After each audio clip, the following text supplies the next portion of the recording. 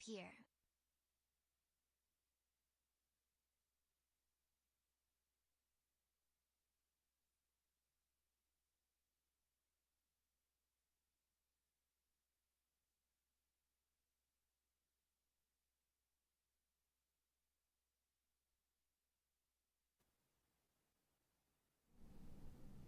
Hello, chatterms. What's up? Welcome into Spooky Stream. Happy Halloween, everybody. Thanks so much for popping in. Got a quick little stream before we have an awesome Halloween party at my place with some friends. So I thought, you know, we said we were going to play some Warframe, but it might be the perfect time to watch that LiveLetter recap now that I think about it. We got like just enough time. We got the good old Mr. Happy LiveLetter recap. I think we'll go ahead and just watch that, and I can maybe run some dailies. I think I need to do the Halloween event in 14 as well. If there even is one, I'm pretty sure there is one. I've kind of just not been paying attention very much, but I got fucking flashbang jump scared this morning with a just Square Enix randomly making the best change they've ever made. Ever.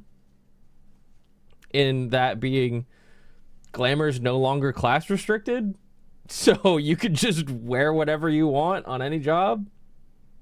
Barring some edge cases like weapons and stuff. But like, that's crazy. I've been wanting to do that for so long.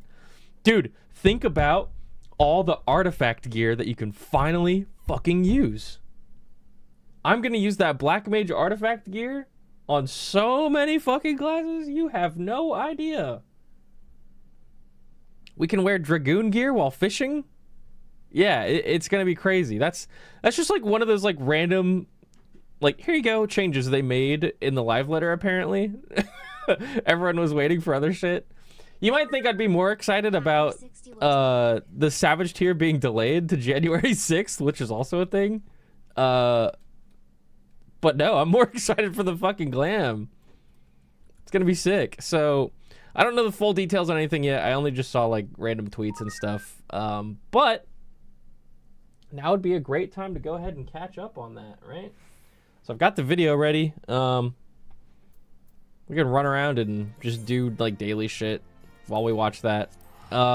There's a Halloween event, right? It's usually in New Gridania. Anybody know where it's at? It's usually like by the amphitheater. Yeah. Amphitheater time? Okay, bet. Guys, thanks for the resubs. Mitolu, welcome back. Jadoa, welcome back. Good to see ya. Jim DeKnight and Captain Knuckles.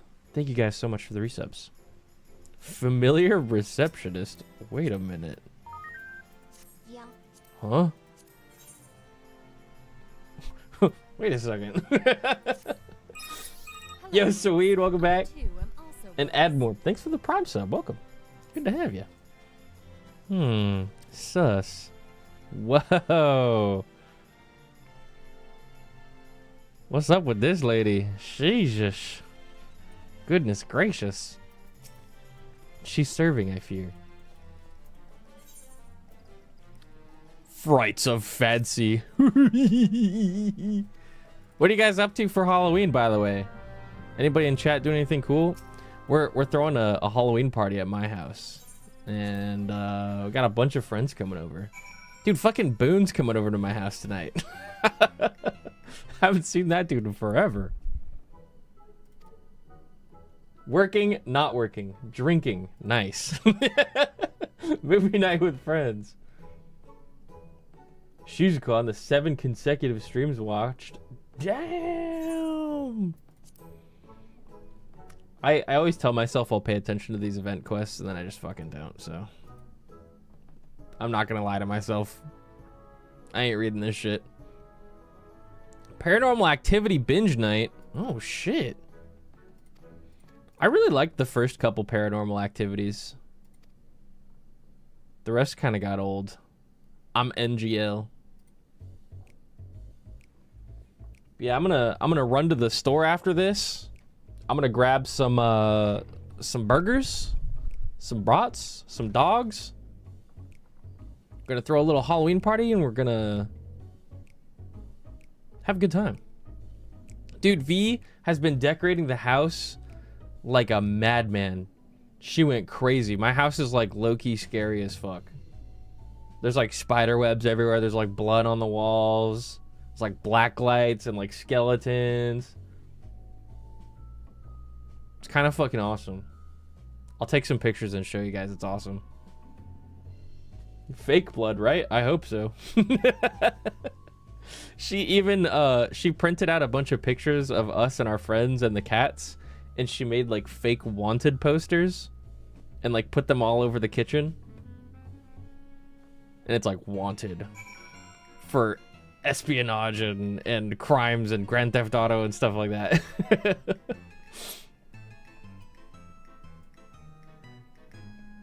I should print out some job applications and put them in the fridge or something, so when people open the fridge when they come over. Dude, it's so funny because everyone else's wanted poster has a couple of crimes on it. Nia, her crime poster is like a fucking paragraph of crimes. Which is true. So fucking funny. Nia's bad, man.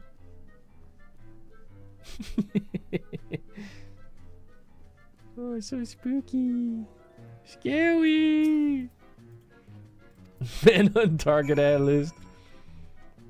Bro, they ain't even gonna give Nia a trial. They're just gonna kill her. She's that bad.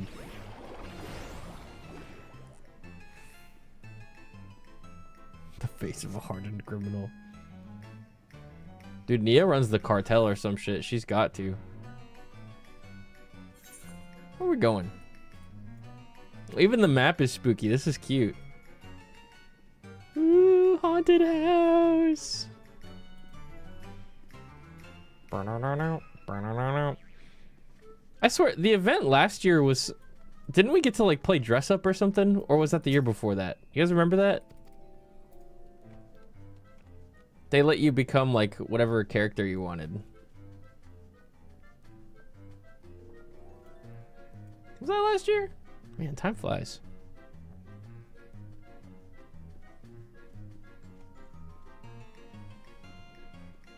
Spooky.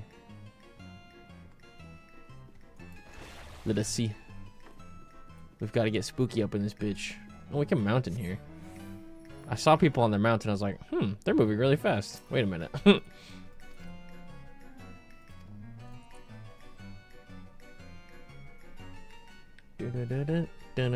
So yeah, the live letter was early this morning, apparently. I was asleep, and so we can watch the recap now if you guys want.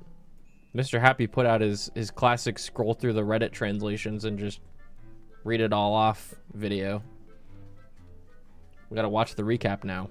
Some big changes. The biggest two being the unrestricted glamour. So you can wear like white mage gear on a Dark Knight, vice versa. You can wear fishing gear on Dragoon, vice versa, which is insane. Just randomly like the best change they've ever fucking made to this game.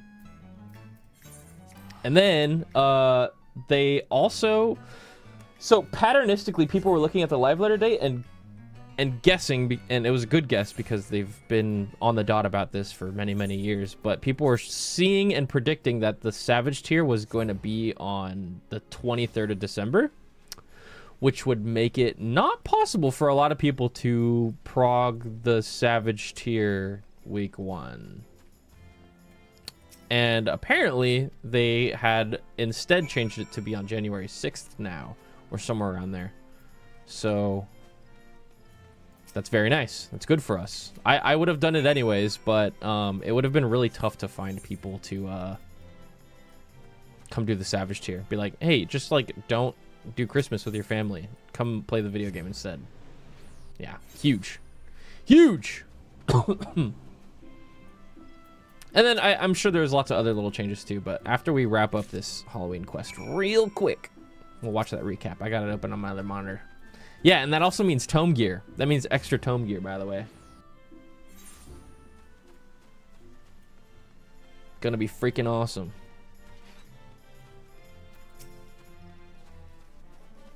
What does that mean? They tuned the tier to be a little bit harder to involve gear, or did they just leave it, or what? We'll find out. Heartless, welcome back. Thank you so much.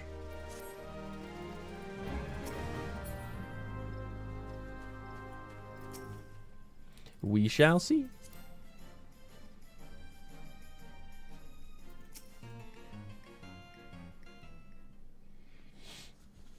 Hello, hello.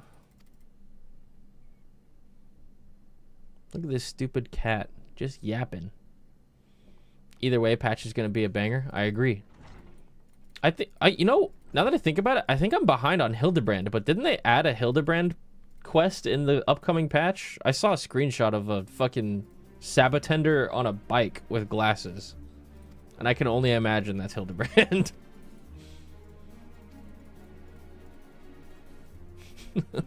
We'll see. I gotta catch up, man.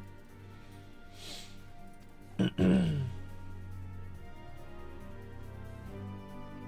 at this cute little guy. Oh, I'm so excited for the glams. My brain immediately started cooking glams. Oh, cute.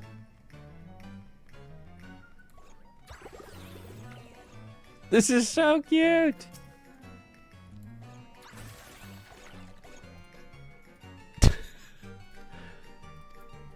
I used the wrong spell.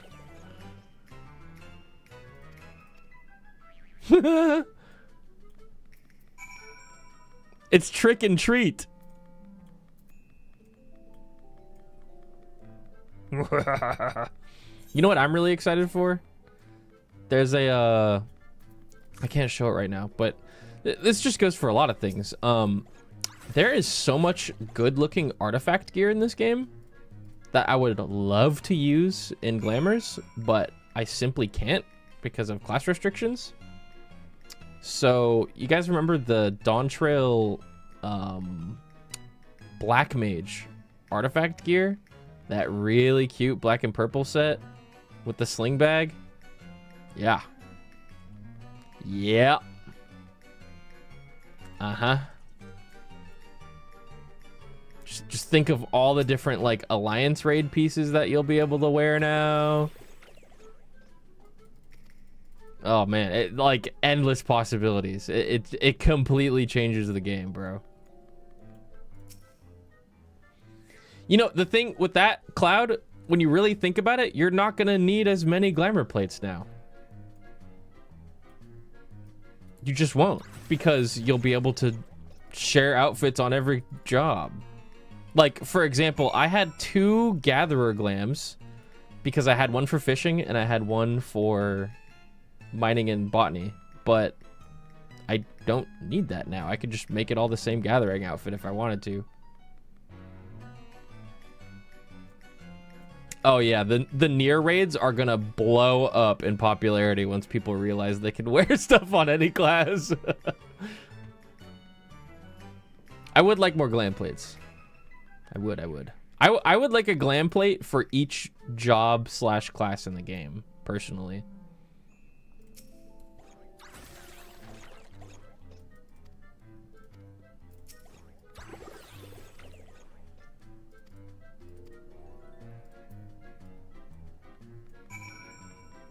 You know what's gonna be weird though is I think you're still gonna have to like play the job to be able to roll need on the gear that you want for the glam, right? That's gonna be funny.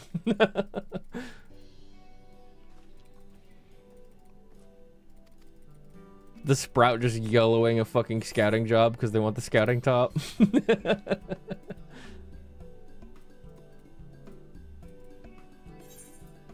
Yeah, I'm skipping this shit. I want to watch the live letter now. To Gridania! What's the best way to get into Savage Rating or getting into Extremes when I don't have a static to play with? PF. Party Finder. Click on this button. Click on this button. And look at this. Whoa. Look at all these groups doing stuff. Find a practice party like this. Practice. And then just join and be like, hello, I'm new. I'm going to practice. Maybe watch a guide beforehand. Meet some friends. Maybe throw together a time every week when you can raid, and ta-da, you're in a static. It's not actually that easy, but PF is a good way to start. That's how I got started, actually, before I joined a group. You can also hop in a Discord, like my Discord, and like be like, hey, I want to try static rating or savage rating or extreme rating. I'm almost sure that you can find 7 other people that would come help you. There's been a large resurgence in people doing stuff in my Discord recently. They've been helping lots of people. Shout out Woops Cord FFXIV channel. What did we get for that? Just the mount? Yay! What else is there? Grab that little decoration. We got a little weird guy. All right, that's done. I think we're gonna pull this up now, Mr. Happy, if you don't mind. This is Mr. Happy's YouTube video on the LiveLetter. He does this every time there's a LiveLetter. As we've known from the past, I used to stay up and I used to watch the LiveLetters on my stream. The problem is they almost never have a translator unless it's a really important one. And they yap for about 6 hours. And there's about maybe an hour's worth of actually like new information, which is fine. Like, it's enjoyable to some people. For me, though, personally, I have a really short attention span and I just want all the new information. So what Mr. Happy does is he goes through the FFXIV Reddit Discord, and there's a couple of people that run a channel where they live translate into English all of the LiveLetter. And then what Mr. Happy does is he makes it a step easier for us, and he just reads the translations out loud and adds a little bit of his own takes on stuff. So we're going to watch this like we always do. I would recommend that you go leave a comment and a like on this video. Mr. Happy always helps out with these videos that he makes, and I appreciate it very much, and I'm gonna watch it now. Hey everyone, Mr. Happy here. We're gonna watch it together. I'm doing my overview of LiveLetter number 89. This was the part 1 preview for patch 7.4. My news reporter, FF14 player, exactly. The title of the video is gonna, honestly, it's all you really needed to see. Yeah, the title of the video is "This Changes Unrestricted Glam. This changes everything." So, and it's a picture of a dragoon wearing fishing gear. Coincidence? I'm watching you, Square Enix. I'm watching you. This was one of the most exciting part 1 LiveLetters we've had in a while, because it felt the most reflective of things people have been asking for a very long time. Again, title of the video, very, very apparent that that is the case. But let's go through the LiveLetter. Now, I will say it did start with something that doesn't feel like listening to feedback. It's not perfect. They started with a quick reminder of patch 7.38. It's not unusual for us to get these, but this is weekly limit remove. The Esther for the Tombstone weapon being made available with the 24-man. The Esther's the weapon upgrade thing, right? Tokens. And they're also adding a furnishing to the Return the Evil East Alliance raids. It's basically just the... Oh, there's no picture of it here in the translation, which I'll go back and do in a second. But it is basically the Evil East Chronicles artwork as, you know, a wall-mounted painting. So just something cool for a little bit. Of course, as soon as they start recording, Ivy decides to essentially, there's so much good. There's so much good stuff. Oh, now that I'm out, hold on, real quick. There's this top is tank only, so we can use that now. This artifact gear is some of the best glamour in the game, in my opinion, and it's only black mage, but not for long. This is only is this the aiming one? There's a scouting version of this too. This one's super cute. God, there's just so many things. This is only Reaper Dragoon, but now you can wear this on everyone. This is everyone. This is only Fisher, but it's a really nice hoodie. This is caster only, not anymore. Dude, I didn't even think about the Eureka armor on every job. Oh, fuck.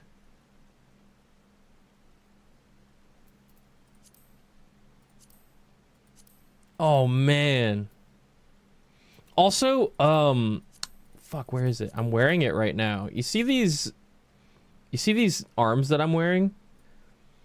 There's a couple of pieces in the game that do this to where normally this is like a full length hoodie that goes like this. But there's some arm pieces and hand pieces you can wear in the game that basically get like cut off the hoodie and make it a short sleeve. I think these are the pink barrel. Yeah, pink barrel half gloves of casting. There's a couple of things like this in the game, but now that these are unrestricted, you can just wear these on everyone. And you can like modify like hoodie lengths and stuff like that. Anyway, it just like this change that everybody's talking about, it just changes so much. Average thing, like it changes the fucking game. Unlocks way too late. I've been everyone. That's like the first bit. So like after this, the feedback portion went pretty well.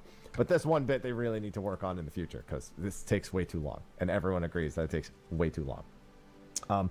Speaking of which, I am using unofficial translations on the Final Fantasy XIV Discord by Aluna Minori and Miuna. So these are not official statements from Square Enix. It's translations of things they've said on stream, which means, you know, you always have to be a little weary of just certain interpretations. But on top of that, thank you, Aluna Minori and Miuna, for your hard work. We use them every time that we're doing these translation overviews. Glam Trail. So, patch artwork, awesome, by the way. Oh, yeah. Like, full-blown Arcadian here. We have some of our new contenders at the bottom as well.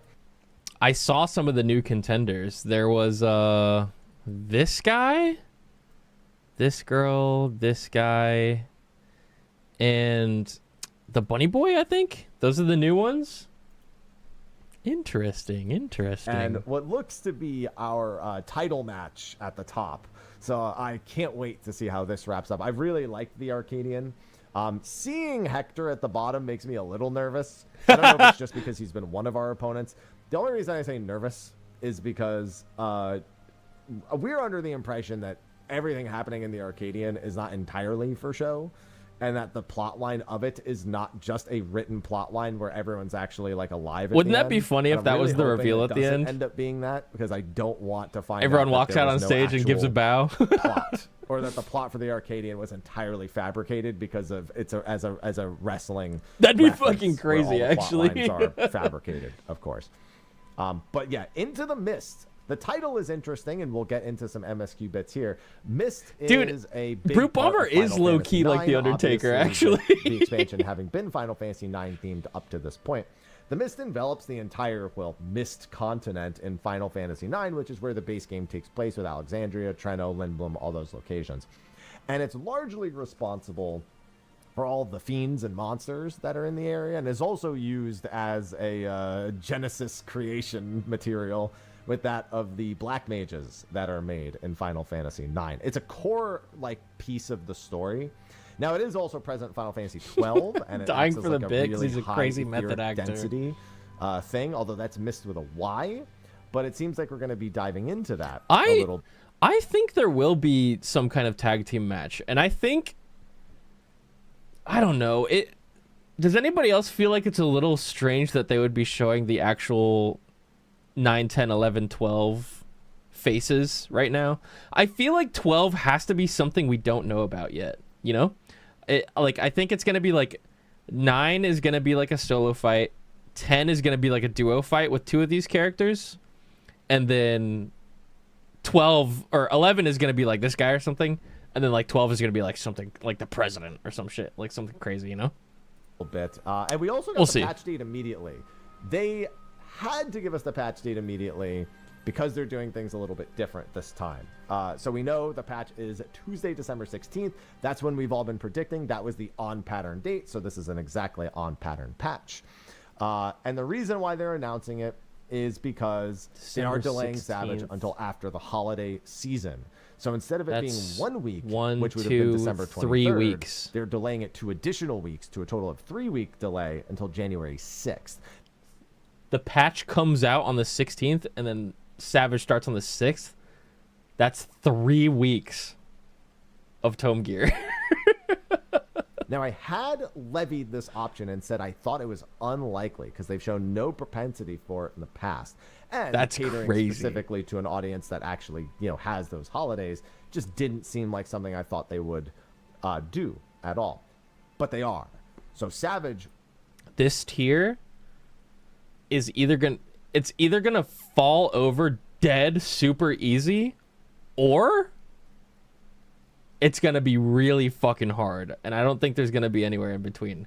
In either case, I'm down, but we will have a ton of extra just time to know get that the home. really annoying people in the community are gonna get really mad no matter what happens, and they're gonna blame it on this delay. Stone Gear, Just telling you in advance, all the annoying fucks are gonna be so pissed off. ton of extra time to study the normals, and very likely, based on their statements just below, they will not be upping the difficulty to match the world first raiders.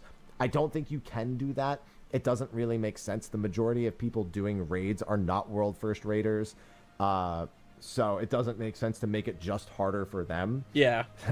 One game in particular does like doing that. I'm kind of glad we're not in that boat. So we will probably mow through this one a little bit faster for a final That's tier. what I'm thinking. The DPS I checks agree. with all that extra gear shouldn't really be that severe. Me being parasocial, talking to Mr. Happy through the YouTube video. Yep. I agree, Mr. Happy. That's exactly what I would have done. But it should mean that if you're someone who usually is used to clearing on week like 3 to 5 or something like that, you're probably going to get your clear closer to a week 1 to 2, depending on your time availability. And then, of course, just some reminders, heavyweight normal, new Allegan. Be right tones back, of Mnemonics, Markiplier. and Gotta do Craftable my Brew. That'll all chores. come on December 16th on the release. So you won't have to wait for crafted gear, tomestones, or any of that either, which is another reason why they don't want to delay the whole patch. They don't want to delay these things in particular, which, given there is an ultimate coming, yeah, there's a lot. Like, they just don't want to do that. But yeah, it's fun. Happy Halloween. So you will have more gear going into Savage? Well, yes, but is that going to make clearing easier? We don't know. But since we have people that start later as well, it won't influence the difficulty that much. And that's a translation, so take that with a grain of salt. But Funny, because January 6th actually has a different problem, where people are coming back from vacation and oh, I thought he was going to say people are storming the going back to Capitol. school and work. So they now have to come back and immediately take off. It's literally like, it's the time of the year is so screwed no matter what you do. I was like, don't, Mr. Everything Happy! for when people already have time off, but they're in theory spending time with their family or like traveling. Or Spotty something. Dotty, welcome Or especially back. when they're Thanks for the supposed to go resub. back Good and be heavens. responsible people, and it's not that easy to like do that. To like be like, yeah, by the way, I'm just taking an extended break at the start of the year. It's Hello, rough. welcome back. Like no matter what, it's kind of like a damned if you do, damned if you don't situation. But that's what's happening with the normal and the savage tier. Now for new main scenario stuff, it looks like Appreciate that there's resub, going to Mello. be a bit more of a focus on, this looks like Treno, another location in Final Fantasy IX, and we're meeting a new character as part of this entire thing. Mystery Now, Lalafell. we don't know if this is a simulation in living memory for Treno, or if this is actually, some Wait. sort of connecting. Spina's there. With the Scions. Do you think they were like, oh fuck, we forgot her, and then they like lumped her in? Because the last patch felt like they were like, bye, we'll never see you again. They did like a zero moment. You guys remember that? And we were like, what the fuck? It was just getting good. Factor from I living don't know. Maybe memory she's gonna to come along with Treno. us. All we know is they're giving us this device. I don't know if that's a type of regulator or a bomb. I have no idea what they're handing us, but they're handing us some sort of important device that's going to be very important for the new plot line. 7.5 is also packed. We hope you enjoy this new arc, the new story arc. We do also have, more Hildebrand. This looks like a flashback sequence with Hard Boiled, maybe to when he lost his partner. But he has a gun. and then more Hildebrand. Yeah, that's even the more screenshot I saw. Hildebrand. Look at this guy. That's the best thing I've ever seen. That was great. So yeah, and then there's one more patch of Hildebrand at 7.5, so we're getting closer to the end of the story there. Then we have the Chrononova, dungeon, welcome back. Mist Week. Mist Week, again, we would assume something with whatever happens with the mist. One would assume this is the aftermath of it, but again, it looks to be in the simulation. The big thing here is seeing this dome. Now, it is worth remembering that the main plot line of the 9th is that it suffered a giant electrical storm, and that Alexandria built its dome to escape largely from that in order to protect its citizens. Now, obviously, there is still the sickness from being exposed to all of that electrical ether, which, of course, our trusty Porksies have been helping with. But the other areas, Lindblom, Treno, all of those, in theory, should have been also engulfed by an electrical storm. So it's very curious to see how this is going to factor in, because I don't know if this is like is the mist the continent of FF9, or is the mist like a city or something in Alexandria, or like a region? We don't know if that's some sort of actually functional dome. Any FF9 knowers and it's shit? Not entirely sure, but the fact that we're going to Living Memory is on. What's interesting is Continent? Living Memory is Oh, like okay. a piece of like technology that still The mist technically continent, all right. exists on the 9th. So is this just like if you escape Living Memory and go to the rest of the 9th? Like that's how it actually looks. A lot of speculation and theory when it comes to what's actually happening. Now, speaking of which, Electrical Storm, our trial as part of the story, I recognized him immediately. It's Doom Train. So many people may not understand this. Phantom Train is from Final Fantasy VI. Doom Train is from Final Fantasy VIII as an optional summon/guardian force that has to be crafted. Normal Hell looking on British Rails person. is the name of the trial, normal and extreme. And I have one request. Stab Don't this guy use on the Final street. Fantasy VIII boss theme. Use Man with the Machine Gun. Please. This is your chance, Square. I wanted Man with the Machine Gun in Eden. You have an opportunity now to put Man with the Machine Gun in the raid. That is my favorite Final Fantasy Can we VIII suplex track. this train? I hope so. This is it. This is the time to add it. I don't care if you do 2 separate music themes. If you do like a phase 1 Final Fantasy VIII boss theme and a phase 2 Man with the Machine Gun, I'll forgive for us not getting it. Is Man with the Machine Gun like a song? FF8. The Man with the Machine Gun? FF8?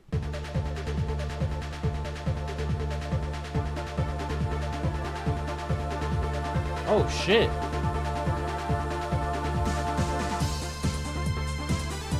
Damn. Oh, this would go great for a trial theme.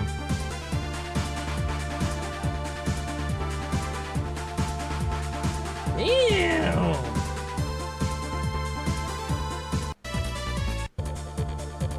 Yeah, banger. I agree. This time. But yeah, it's really strange. Like, this is going to look really weird to people who don't understand the Final Fantasy VIII reference. But yeah, Doom Train looks really creepy in Final Fantasy VIII.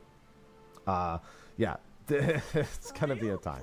The boss name is Glacial Boris, but we have another boss name with that in Circus Tower. Yeah, no, its name is Doom Train. What the flip? Finally, it feels like we climbed. Dude, thanks to for the tier top to 3. fight Welcome here. back. And then we have the Arcadian. This is Are You Not Entertained? Perfect setting. Which of the bosses will fight here is a question, but that is one of the new Arcadian arenas. That's probably it's a death match with 9. no escape. And of course, from the patch artwork, one of our new contenders. Oh, she bad. As well. We also have this contender who looks like a young Urianger. Funnily enough, they even mentioned he looks like evil Urianger. Evil Urianger. He is the main title. Like he looks like he's the title fighter. There's I don't no know way if it's he's a 12. Situation where the president I is refuse to technically believe the title it. fighter, because Eutrope was the heavyweight champion, then disappeared and came back. And we're obviously not.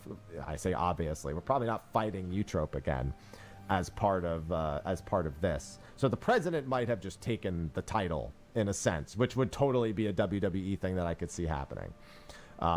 So that's the little Arcadian preview. The new Unreal is Tsukiyomi. I thought Tsukiyomi might be a little too hard for them to do. Really, the meteor phase is the big thing, although the end can get incredibly hectic as well. But no, we have Tsukiyomi's Pain Unreal. That's going to be a step up in difficulty from Seiryu. Yep. It's just a harder trial to begin with. The fucking comets are gonna wipe the hell out of people. That's not a super easy fight, even unsynced, by the way. So How they balance it is going to be a question, but I do expect this to be more difficult than Seiryu. Seiryu is one of the easiest ones you've ever had. So, yeah, Tsukiyomi is going to be much harder. Worm! Duty support. Now, there's a couple of updates here, not just to the dungeons, but to the way duty support works as a whole, especially in dungeons. So they're doing both Zamiel and Ormvale here. That means they may do, what is it? Steel Vigil and Shisui of the Violet Tide, maybe, in 7.5. And then we've got all of the dungeons wrapped up, I believe. That's my guess of what they're going to do. But Zamiel and Ormvale this patch. And then we also have a new major change. When you're doing a duty support 4-player dungeon, it is now going to have a new Echo-style system where if you wipe on a boss, you get a stack for the next time you fight the boss, which will give you 1 free resurrection. So in the 8-man trials, if you die, you basically have stacks that get expended and you come back to life. Here, it's more like a pity system in a sense, where if you fail once, they're not going to res you, but they'll give you a stack. And then Look at the group of sprouts running around together. That's so cute. 2 stacks. Oh, they were in the same boss FC. And go to the next boss who resets your stacks. That was so cute, actually. I just saw that in the background. Trial, but I guess here they want you to kind of fail and learn, which is, in my opinion, better than just giving you free rides through everything.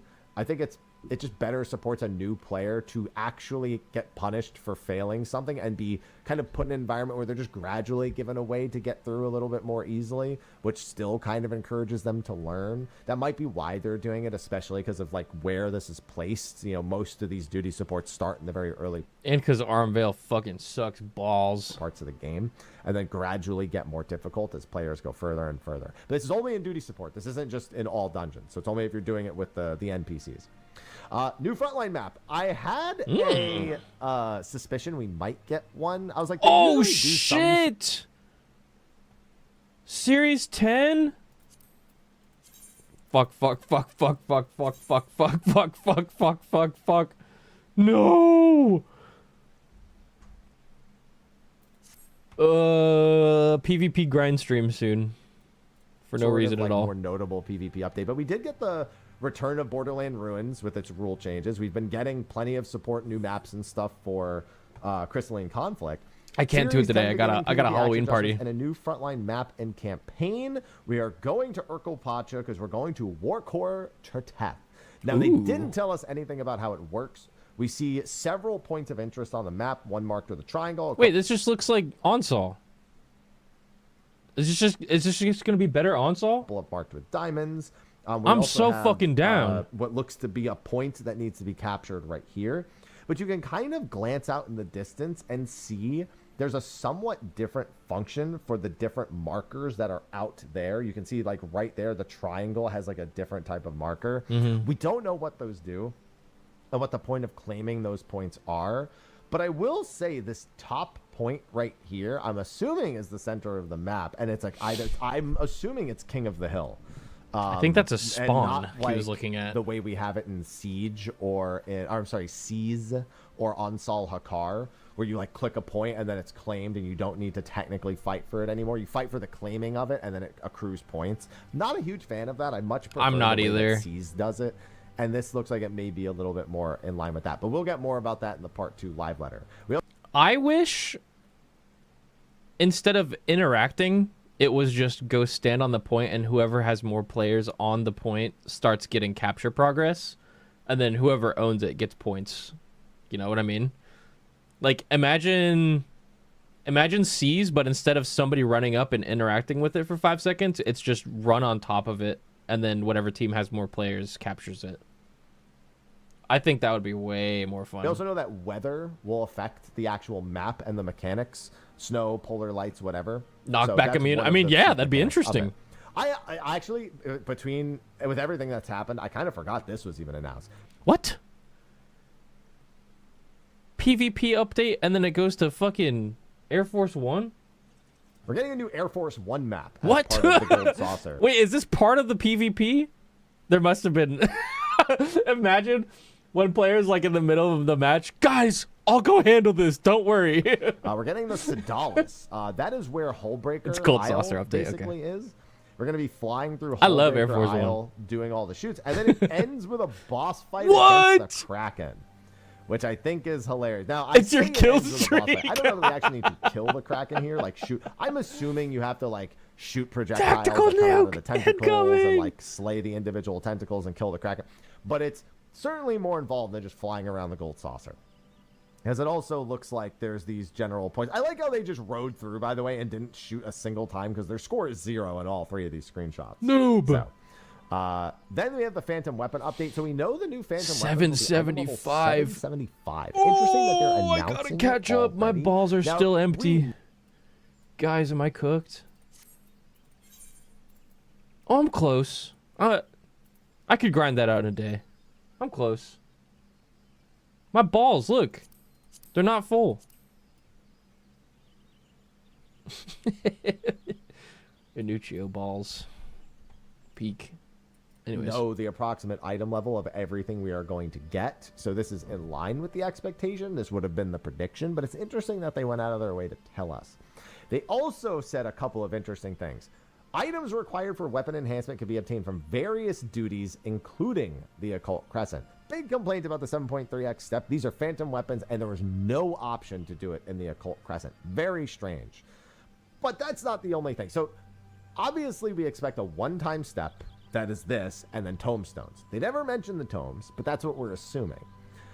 But the next statement was interesting. When we consider the weapon series after this one, we might completely change it. This might be the last time for this kind of upgrade system. That is such a vague statement that there's no way to predict what that really means without more clarification. They could mean that there's just like a general upgrade system that you do over time, and it's not released in the form of quests. It could mean no more exploration zone forms of. I just want to talk about this real quick. Does anybody else feel this probably doesn't like apply to everyone, but for somebody who raids in like a decent amount of time and gets the raid weapon or like even like a tome weapon or something like that, I feel like I never equip my relic weapon ever. And that doesn't feel very good. I want a reason to equip it and use it, and I want to get like attached to it, you know? So I think they need to like vastly change how it works and give you a reason to use it. I think they should tie it to exploration zones, and I think it should be like extra good in the exploration zone, or they make it like an attachment to whatever weapon you want to use. And then you get that attachment upgraded and upgraded and upgraded. And then when it's finally at the very end, you can like pop it out at the end of the patch. And then it's just as good as the patch, like BIS. I don't know. It sucks that I feel like I never use it. And I wish there was a way that you could use it and not, be behind, I guess. Speculation obviously is going to be abundant with this, but it'll be a long time before this comes to fruition, so I'm not going to worry about it too much for the time being. Occult Crescent is also itself actually getting... But, like, yeah, also at the same time, like Dessa just said, like, if you don't raid, they are actually really good to use, right? So I also don't want to take away from that aspect. Some decent updates. First of all, we knew we were getting 3 new Phantom jobs this patch. We're also getting 6 more in 7.5x, if I'm recalling correctly. Mystic Knight, Dancer, and Gladiator. It's worth doing a standalone video about what each of those do in Final Fantasy V, as again, this is the reference for it. So there were 3 new Phantom jobs to level, which means we're going to have 3 more stacks of that damage buff to get. And then we have an actual update. They're adding beneficial accessories for Occult Crescent Exploration. 4 pieces for Disciple of War and Disciples of Magic each. So basically, if you hunt these, they'll make you stronger in Occult Crescent, and so you have 8 pieces total to hunt down. Character attributes are increased while exploring Occult Crescent, obtained rarely from critical encounters, treasure chests, magic pots, and happy bunnies. So everything in there can potentially drop these new accessories. So while you're working on the phantom weapons, while you're leveling the new jobs, you also probably want to try to collect as many of these new pieces as possible. Beneficial accessories for Occult Crescent exploration added. 4 pieces of Disciple of War and Disciple of Magic each. Character attributes are increased while exploring the... Is this like this is like haste earrings and like Cassie earring and stuff and like blitzering, right? Like area specific. And they will almost certainly work in the pieces? Next Occult Crescent, which is aimed for 7.5. That'll be the Northern Horn. Kind of wish we got those fucking earlier. We're gonna get these and then be done with it. Of the island, and we'll have the Fort Tower Magic. We had Fort Tower Blood, then we'll have Fort Tower Magic. And that is also, in case you missed it, going to have multiple difficulties. They will not just be doing a hardcore raid style. We're getting a major update of OC for 7.5. As per everyone's feedback, there will be a casually accessible and doable one similar to the Dalriada and Castrum Lacus Litore. A new tower with multiple difficulties. Cool. From the Bozia exploration Okay, areas. maybe we're not done with Then it we yet. have the new planets. We are going to be going to Oasis for the next cosmic exploration star. And speaking of Zadnor, kind of reminds me of it. A little more broken apart, but the color scheme definitely reminds me of it. Ugh. And there was some civilization here Looks scary. that did something that caused its end, and now gravity's all messed up on the planet. So, further enhancement to the cosmic tools. Item level 765. That's pretty. We're going to the notably Dune above planet. the current Please tools, no. And we are done. Do with not send crafted our tools asses for to the expansion, Arrakis. So these should be considerably better. No. Than the crafted tools by the time we get them. Plus, they have the unique effect, which usually helps for things like expert recipes. There are some new rewards. There's new stuff for Cosmo credits, new stuff for new Cosmic Fortune prizes, and then they're adding a sequential mission completion bonus, which is nice. And ruin exploration, which is a brand new thing that is only on this planet. Uncover ancient records pertaining to the planet's past and have them appraised to obtain a range of items. So we have archaeology, in a sense, that will be exclusive to this planet. So just another activity to do to earn rewards on the next planet. Whoa! You have a few of them here. So it's going to be a little bit more lore focused. My space engineer outfit. Learning about this planet a lot more than I feel like we learned about Fana. So I'm actually really glad to hear that, because I really don't know much about Fana, and there's not much opportunity to learn other than, I guess, quest dialogues and some item descriptions and stuff. But here we go. We have a couple of mounts as well. So I just talked about how much I don't like Xenoblade Chronicles 2 recently. Not a fan of that game. And that is Rex. And no one can tell me that's not Rex from Xenoblade 2. That's Rex. Do some of you guys remember when I tried to play that game when it came out, and it was so fucking bad I actually dropped it? That game was so boring to me. Hope you love the smell of salvage, because that's Rex, and you can't change my mind. And then on the right is the new mount, right there. Xenoblade Chronicles 2. There we go. It was mostly because of the Switch. He said that there's a lot to talk about. Actually, no, I'm sorry. This is them now going on to the next topic. So they Maybe I'll give it another try one day. And then they had to talk about variant. So this looks so cute. The variant dungeon.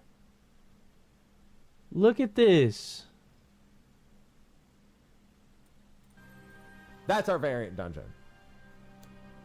And it doesn't look like it makes sense right now, because it looks like a mix of a Fall Guys It looks like collaboration Maple or a Story. Kingdom Hearts world. What it actually is The Merchant's Tale. It is a book. It is a choose-your-own-adventure style book that we are going to be entering and uncovering all the hidden stories that is in there. Look, that's 100 Acre Woods right there. There it all is. So, yeah, we can see this is one of our characters that we're going to be adventuring with. She's awesome. a gleaner, and she's actually from the Y tribe. She's one of Ishtola's many, many sisters. I don't remember exactly how many she has, but she's one of her many, many sisters. And yeah, so we're going to actually be getting there. And then that's us entering. This screenshot is so funny for some reason. The book, The Merchant's Tale. Enter my book. So you're jumping into the book. So they first spend the bit explaining what variant dungeons are, how the entire system worked throughout all of Endwalker, where you explore the dungeon through the VNC Finder. You pick multiple paths and get to the bosses at the end. And then, you know, you get through. It changes every time as long as you're picking different things. And the goal is to find every individual story and path. Then they explained that... Me going into my Yaoi fanfics. Players, and then they explained the rewards, what is Criterion, what is Criterion Savage, the higher difficulty challenge modes. Then they announced what they're changing. So the variant dungeon as a whole is largely the same thing, where you go in and you have the paths and you have to like read the lore in order to uncover the secret paths if you're doing it blind. But then we have the revisions. We have the variant dungeon, and then we have variant dungeon advanced. So variant dungeon advanced is no exploration at all. It is 3 separate bosses that you can enter from a central room. You can fight these bosses in any order, and each boss has its own unique loot table. If you defeat all 3 bosses, then you get a bonus reward in that instance. So you can choose to just go in and spam one boss and then leave, or you can try to beat all 3 and then get a bonus reward for completing all 3 in that same instance. Interesting. If you just prefer to, you know, and then you can also tackle them in any order. You can start with boss 2 and then go to boss 1 and then go to boss 3 or whatever order you want. But we don't know what the rewards are, and that is the elephant in the room. And trust me, it will continue to be the elephant in the room. So... And also, you can do this with Address 2 to 4 me. players. You can't do it solo because there are a couple of real mechanics. It is slightly harder than Variant Dungeon. Not by a whole lot, but it is a little bit harder than the original versions of these bosses in the Variant Dungeons. Interesting. But you can do 2 to 4 players. So you don't need all 4. And so if you just have like one friend you want to do this with, you can. That sounds fun. So a little bit of a step up in difficulty. A good way of bridging the gap to get people into a slightly harder content. I do like that. But Criterion is variant into Criterion was a crazy is gap. largely the same idea, where it's just a boss rush, but now the bosses have to be done in a set order. So you have to beat boss 1, 2, and 3.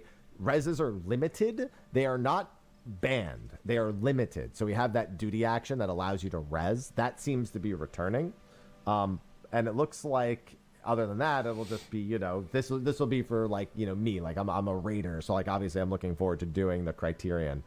With this one and learning it. Raise restrictions apply, and you have to beat the bosses in order. See, revival methods are limited, not removed. Limited. That's the important bit.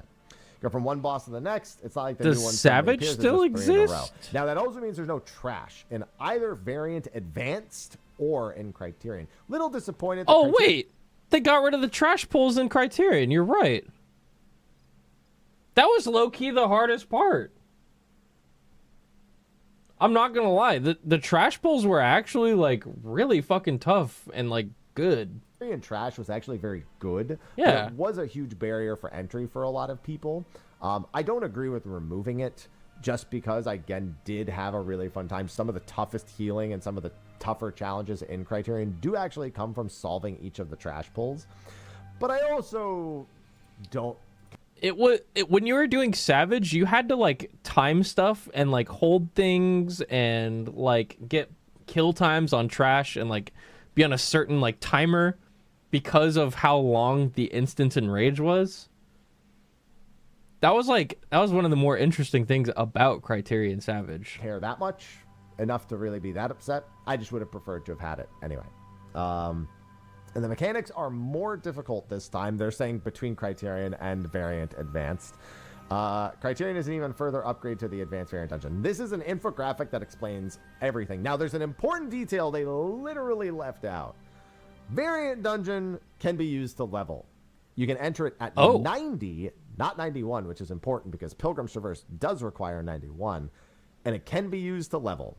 So we have another leveling method being added here. Hopefully it's good. There is also a change that is not listed in what is not here. Criterion Savage no longer exists. Yeah. I agree with that. Most people I know think that Savage, even if we liked the challenge, its existence was largely not useful to the game. It true. has one of the lowest content clear rates of anything in the game. It has one of the lowest content interest rates of anything in the game. It was also fucking hellish, but it was fun. Game. And focusing on Criterion and its rewards, I think takes precedence over the enhanced challenge of Savage. We just got Quantum 40. We're going to be getting another Ultimate in 7.5x as long as it also, keep the schedule. For what it's worth, it didn't really add much to the experience. All it was just do it perfectly from start to finish and don't die ever, which was like hard, but it wasn't like they added new mechanics or anything like they did with like Quantum 40, for example, you know. They did say they were working on one for 7.5x. We have the Savage. Like, I am okay with the Criterion challenge. The only difference, remember, the only difference between Criterion and Criterion Savage was the bosses had more health and did more damage. The trash had no like AoE. Oh yeah, and then all you got was a materia. And you had to beat the entire dungeon. You had to beat the entire dungeon in one basic pull of 22 minutes, and there was no rezzing at all. But all the bosses and trash mobs were still technically exactly the same as Criterion. So it was like a quasi like dungeon ultimate. Yeah. But it really wasn't, because you just had to perfect everything in the normal Criterion and then beat it in one pull, and that was the only difference. So I am perfectly okay with Criterion Savage going the wayside in favor of something that bridges the gap. Having Variant Dungeon Advanced is doing something else feedback related. We have long complained there is no good vehicle with which players feel like they can actually gradually increase their skill level. Quantum seemed to be addressing that. Variant Dungeon Advanced kind of seems to be an address to that. And it seems like they're generally addressing that going forward, which means more content for players that are not considered hardcore raiders, but also don't want to just do the basic stuff that's like really easy and simple. So this is, I think, a better iteration, personally, at least on the surface, than something like Quantum, where I'm not convinced that the difference between 15 and 40 is going to be something that they ever explore again, that like individual offering bit. And I have a video about that I actually want to do, because I think it could be very, very interesting how that could be applied in other contents more successfully than it is in Quantum itself. They also tweeted this boss yesterday. I didn't see it until right before this live letter. But, boss looks cool. That's one of the bosses from inside there. We also got to see some of the rewards. I'd assume these are pieces Damn! from the dungeon. And the set on the left is what we like to call new Limsa Lominsa AFK gear, because True! people are going to be wearing that, no doubt. We also do see a carpet mount. But here's the problem. That gear was more, cute. but these are some of the rewards. We really needed him to mention more about this. True. Because rewards were the biggest crux of the entire system. Even variant dungeon rewards were not good enough to motivate players to continue to do variant most of the time. Some of them sell really well because players don't do a lot of variant. I suppose you could say that that's pretty healthy for the game to have like a pretty, you know, limited scope, but it's only because it wasn't good enough to get people to go back in for variant past doing the 12 paths. We also know there's individual loot for each of the bosses in Variant Advance. But what is the individual loot for each boss? I don't like, know. spam Find just boss out. three, for example? Why? Like, what's the reason for that? It's gonna be materia. And then for Criterion 2, at the end of it all, like, they left too many details out. This was one of the biggest problems I had with this. Big wet fart sound gives you a tenacity that people materia. who did Criterion had has not actually been addressed here. Just saying there's more than what we've shown you, but here are some rewards, does not address the chief concern, which, by the way, they acknowledged in the third Criterion dungeon when they increased the rewards for Savage, which was also not the solution. I think regular Criterion needed it more. It's a big question mark, and it's still the biggest apprehension I have about the entire thing. As We cool shall as see. I think the systems look, much like Quantum, why? That's what I want to know. So I hope they mention something in the Part 2 live letter. So, moving on. Wait, so is that Criterion coming out? Did they say a date for it? I kind of just like glossed over that.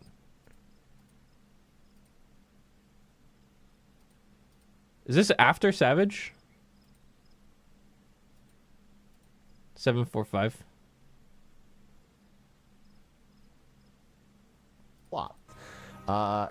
We're probably going to be running that on launch day like we did for the Savage race, but obviously there is no Savage anymore, so it's probably going to be a one-day thing.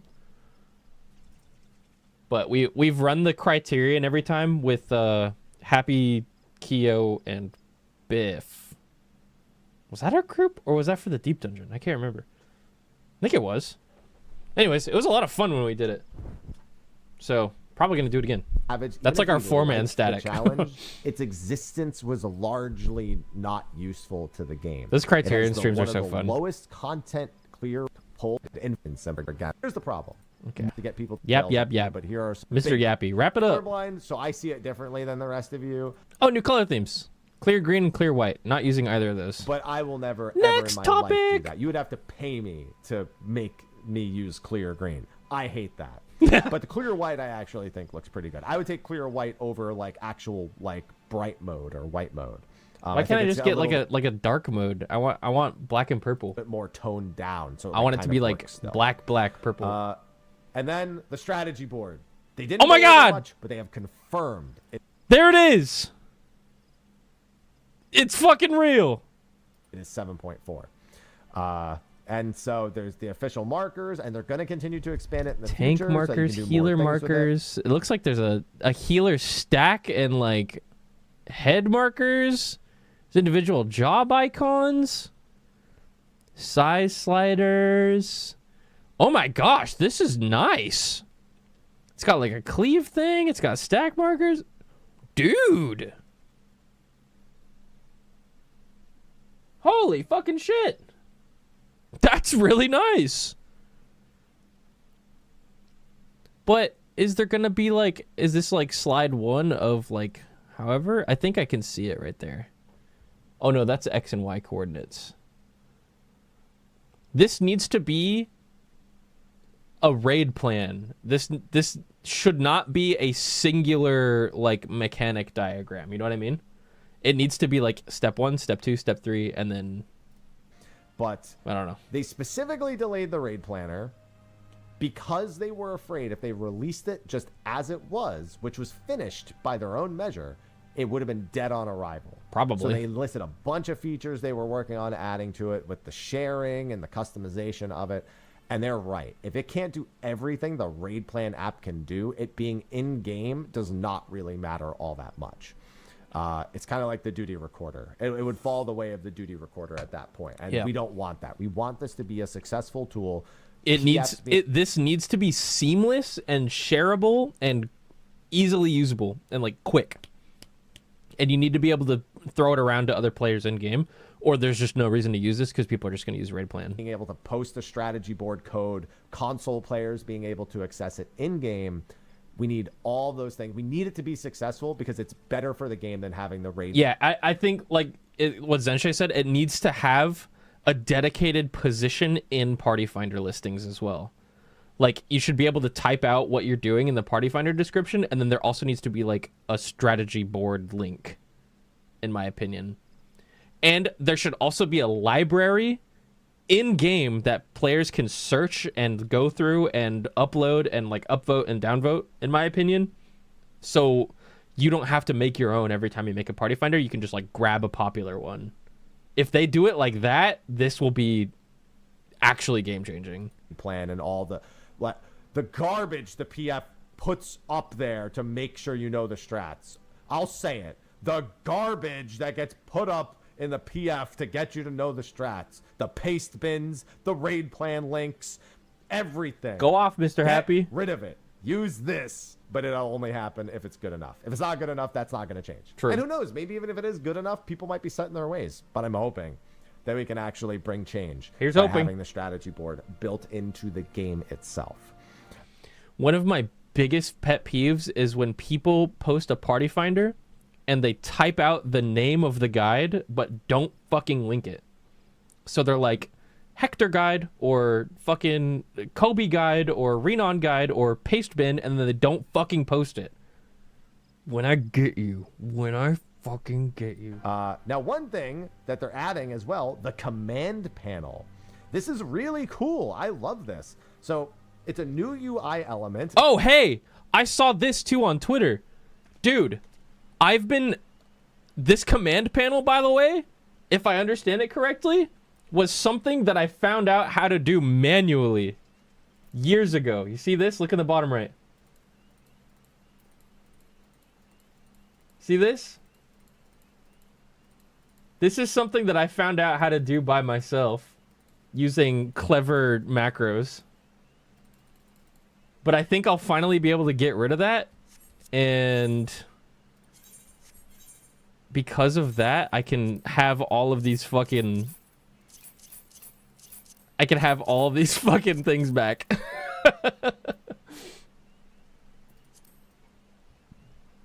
Here's hoping. Because I have to have trophy gear pack. sets saved as my like thaumaturge and pugilist and stuff. Anything that can be added to a hotbar may be allocated to the command panel. It's comprised of 4 separate panels with 25 slots each. You can put your emotes in there. You can put your crafting macros in there. You can put your mounts in there. You can put your job changes in there. Yes. Whenever you want, anything you're flooding your hotbar with right now that is not essential to actually doing combat content, you have an extra 100 slots in this little box. 4 panels with 25 slots each. So it is an incredibly convenient thing to have. Very much approve of this new UI feature. He says it's a little buggy right now, but they're going to showcase it in the next one. So they show like this is somebody who has all of these on the side. Instead, they can put them all here and then just get rid of all of these. Like, see this mess over here? They can just put it in there. And then that's so nice. They don't need it. Curious how it will work with controller, but it'll probably be fine for the controller. So yeah, that's actually Giga. Yeah. Any place to keep your shortcuts, your macros, items you don't use every day. Yeah, there's all sorts of things that you can throw in here. So it should be a very versatile piece of. I'm gonna be real with you, chatter. I don't think these are gonna be bindable. I think it'll be bindable to open it. I'm not sure if they're gonna add an entire. Well, they could. You know, they could actually. Where would it be under? It'd be under. It'd literally be under keybinds, right? There would be like it'd be like hotbar, or maybe they could just add a whole new section and have it be what is it called? Command menus or whatever. I could see them doing that. That's possible. Of UI, and I have a feeling it's just going to be a huge W. Like people are going to use this. Oh yeah, I'm using the fuck out of this. Of different things. Now, that's not the biggest feature. Again, title is the most important thing. They're finally doing it. I bet people tweaked when they saw this image. I would have been screaming. Unrestricting glam entirely. Use any gear in your glam. This, I'm not kidding. If you're new to the game or you just recently started playing and you don't understand why this is so big, this was like our player numbers are down, break in case of emergency, like glass on the wall. This is something we've been thinking about and praying for since this game fucking came out.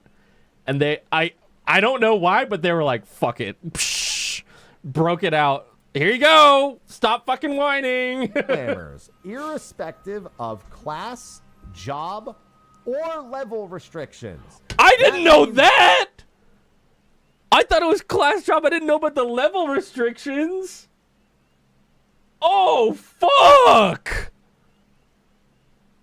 Oh, my God. You could be a level like 35 monk and using your top weapon if you yes! happen to have it. You can level entirely in your level like 100 glam if you so wanted. Dude. So now I will say this. There is still one restriction in place. There is racial restriction. That doesn't surprise me. That's because the models literally haven't been made for everything. I can understand that. Me that much because that gear needs to very specifically be reworked for every individual race. So the racial gear that you get as like a literally different like made models in the game. You can't just like fucking expand it or shrink it down to whatever race you want to wear it on, you know? Like you're not gonna have Hures running around in the Vieira glam, for example. So there is one thing left that still needs to be unrestricted. But for the most part, it's done. Also, I think they go into it, Mechantrum. I don't think you can do weapons because of animations and stuff. They don't want you doing like a white mage like glare animation with a fucking Dark Knight sword in your hand. You know what I mean? Clarify. You clearly can't use like. You can't be on Dark Knight with your sword and use. Yeah, like, it says right here. Please note that due to impact hammer. on animations, weapon like and tools can only be equipped on the corresponding the class. The job is tied to your weapon, so that still has to stay the same. That would be really fucking funny, but that would be a little too much. Otherwise, so I can get down with that. A paladin using the warrior AF. You could be a Dark Knight wearing that new stylish ass crafted gear. Fishing with the book. In 7.3. Yeah, there's that it's they did it. And you know what's funny? They very specifically said that they just made that post about the modding community a few weeks ago. And this is, it seems to be a response to that.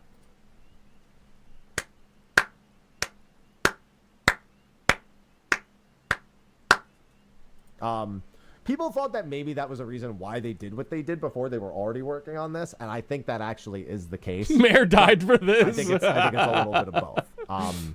So yeah, they definitely want it, and this is in patch 7.4, and immediately everyone went to asking about Glam Dresser space because now people are going to want more spaces more than ever. Yeah, I think more plates, more space, everything.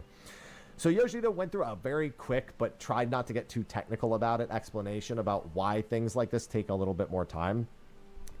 TARDIS housing was not in this, in case you didn't notice. They said they need until 7.5.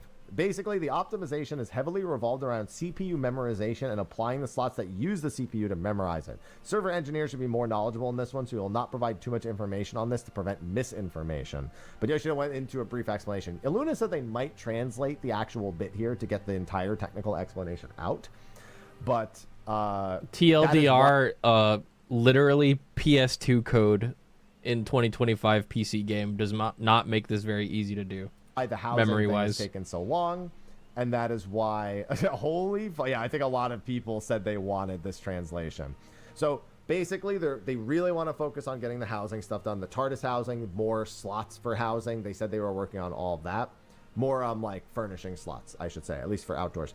And then they want to be able to work on plates, dresser, things like that. Now they also randomly threw this bomb here at the end.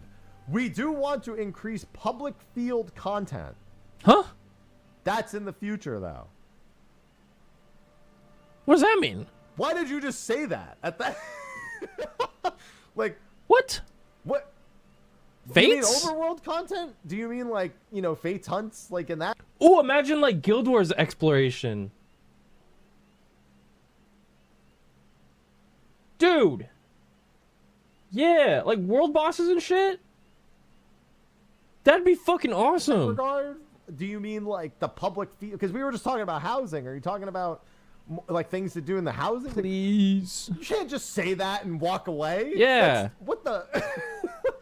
I would say do not think that is a promise of more overworld content in 8.0. Meta events would go crazy. Definitely say against that, because if you tell yourself that's what it's going to be and it's not, people are going to come back and look at this exact sentence and go, but they said. We don't know what that means. Don't tell yourself it means one thing. Wonder what it means until they clarify in the future. I don't consider this a mic drop, or if it is, it's more like a oops, I dropped the mic kind of thing. Now that was it for the actual content. The rest is the announcement section, which I'll go through. But something very interesting has happened. Blue Mage is not here, which means 7.5x now has the following. MSQ Part 1, MSQ Part 2. Hildebrand, maybe Allied Society quest, wouldn't surprise me. It is going to have a new trial, a new extreme trial, a new dungeon. It is going to have the Blue Mage level 90 update that they told us we were getting. It's going to have a Beastmaster. It's going to have Beastmaster, which was going to be 7.5x. It's going to have Ultimate, assuming they actually I'm so full, like they said they would. It's going to have the new Occult Crescent Zone. It's going to have 6 new Phantom Jobs in the new Occult Crescent Zone. It is going to have the new Fort Tower Magic Normal and Savage, or whatever they decide to call Jesus. it. It's going to have a Cosmic Exploration Zone. And then it's probably going to have it's going to have a new Unreal, too. And then we don't even know what else is going to be popping up in there. It's going to have a new Alliance Raid as well. It's going to have the finale of the Final Fantasy XI Alliance Raid. Can we not? Here's the thing. That sounds really exciting, because here's the thing. 7.5 to the expansion launch is the longest patch cycle. It's good to have some things that are kind of backloaded.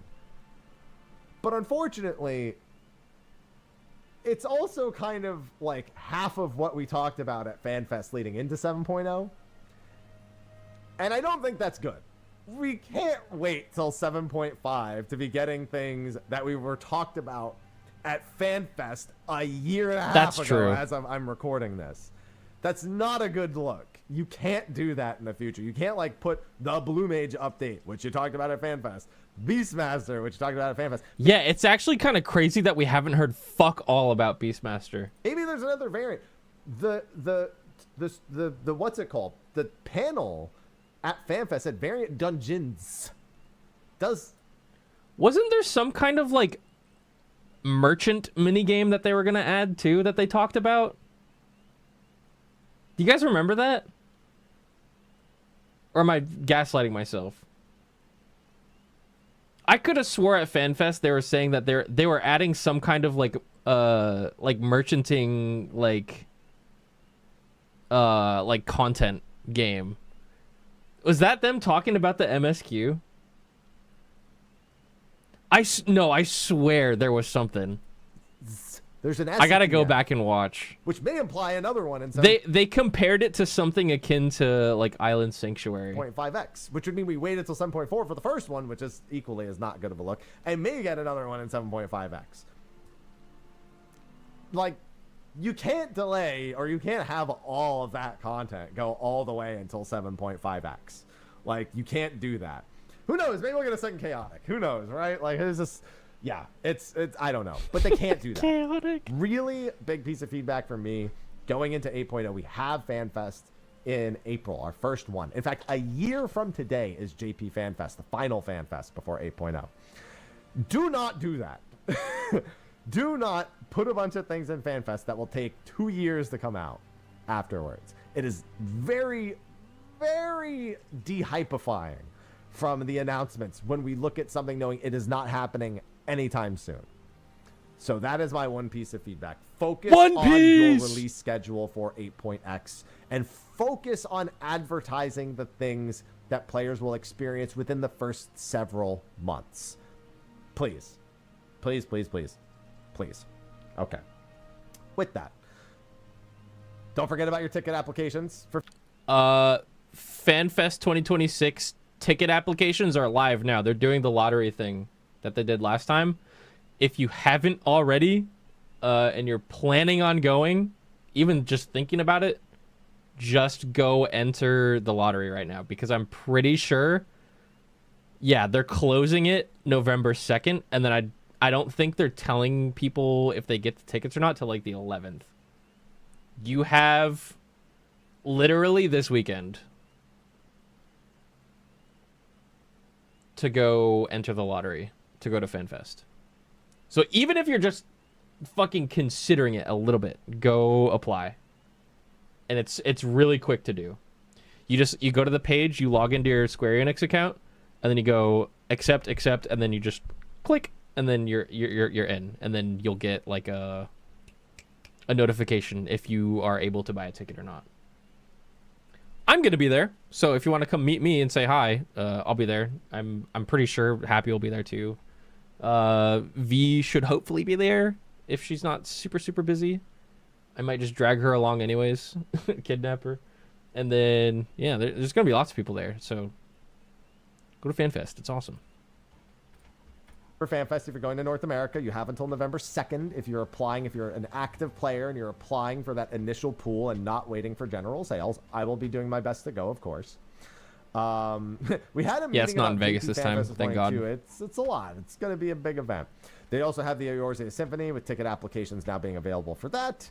The merchandise pre-orders are available in Japan, and that's pretty much it. And then Yoshi P says that he's going to be big on play testing going into 7.4, and that he's starting his like mass play testing era coming up. So yeah, they're not doing a 14-hour broadcast this year. It just doesn't work out. They have all the Fan Fest next year, so they are going to be focused on that. The space will be reserved for technical issues, and Yoshi P's reason why it took a lot of time to optimize the housing slots and limitation. Transcribe and translation will take quite a while.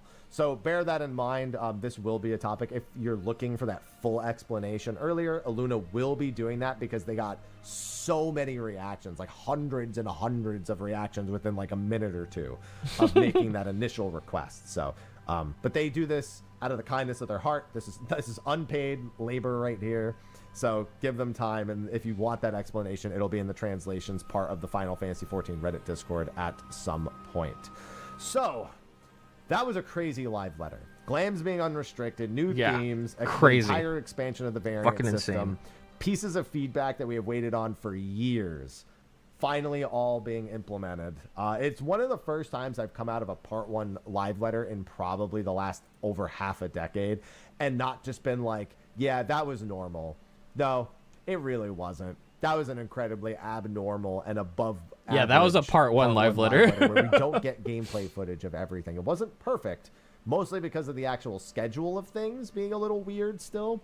But that was one of the best part 1 live letters that we've ever had, and I'm very excited for part 2 to actually get to see some of this stuff. New PvP, new variant dungeon, new cosmic exploration with a new mechanic with the archaeology, and Doom Train from Final Fantasy VIII popping up, and the new MSQ leaning towards the new stuff. There's a lot to look forward to, and I can't wait. So hopefully you are too. Let me know what you thought in the comment section of the video below. Be sure to like and subscribe, and stay tuned. We will probably have a decent bit to say about some of this stuff in the coming days and weeks. But with that, I will see you in the next video. And until then, take care. Thank you, Mr. Happy. All right, guys, do me a favor. Here's the link to the video. Please open it up. And if you enjoyed that recap, give it a like and say thank you, Mr. Happy, in the comments. Thank you, Mr. Happy. Okay, well, that was kind of perfect timing. I like I mentioned, this needs to be kind of a short stream. We're getting ready for a Halloween party at my house tonight, so I need to go buy groceries and stuff, and get ready to start doing some grilling and hanging out, having some bevs, maybe put on a spooky movie and hang out with friends. So I hope you all have a fantastic Halloween. Thanks so much for watching today. Upcoming for me, tomorrow, I'm not going to be here on main channel. I am going to be at a card show. Where I'm going to be at the Central Oregon Card Show in Redmond, Oregon. On the Trainer Mura channel, you'll be able to watch, hopefully, if the internet's okay. And if you didn't see it yet, on that note, there is a new vendor POV video that I posted this morning, right before I started stream, of Card Party West. It was the biggest card show I've ever been to. It was absolutely insane. It's a super fun 50-minute video that Revenge edited. So if you're into Pokemon TCG content, go check that out. There's the link in chat at Trainer Mura on YouTube. As for main channel stuff, I'll be back on Sunday. We'll probably be playing some Warframe. We might get my weekly Final Fantasy stuff done. Leading up to the patch, I kind of want to get back into the groove of playing Final Fantasy every stream, at least for an hour or two, you know? So we'll work on that stuff. We need to finish PvP.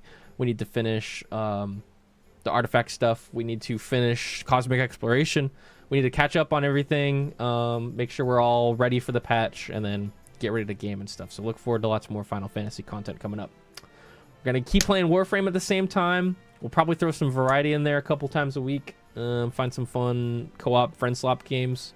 I think I saw that RV There Yet game. Some friends wanted to play that. All kinds of fun stuff coming up. So keep an eye on the channels and whatnot. If you want to catch up on VODs at all, remember the VODs channel exists. There's the link to it. And I'm going to get out of here now. I'm going to go buy some burgers and some buns and get ready to start grilling. Happy Halloween, everybody. Have a safe and spooky night. Make sure you check all of your chocolate wrappers tonight. I've heard that some really bad folks are going around sneaking Destiny 2 expansion codes into their Kit Kat bars. So be really fucking careful. Don't let your kids get hands on those. I hope you all have a great night. Thanks so much for watching. And I'll be back tomorrow if you're watching the vending stream. And I'll definitely be back on Sunday if you're watching the main stream. All right? Have a good night, you guys.